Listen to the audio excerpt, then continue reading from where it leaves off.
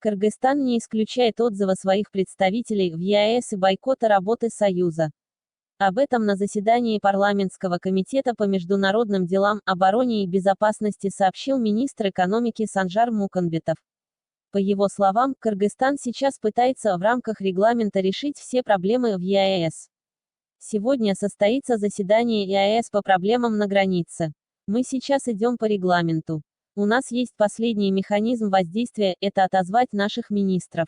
Тогда не будет кворума и не будет принято никаких решений, сказал Санжар Муканбетов. Отметим, на прошлом заседании комитет снял с повестки все вопросы по ЕАЭС из-за проблем на кыргызско-казахской границе. Напомним, с конца мая Казахстан усилил контроль на кыргызско-казахской границе. В результате за несколько дней с кыргызской стороны скопились около 300 большегрузных машин, которые направлялись с товарами на рынок ЕАЭС.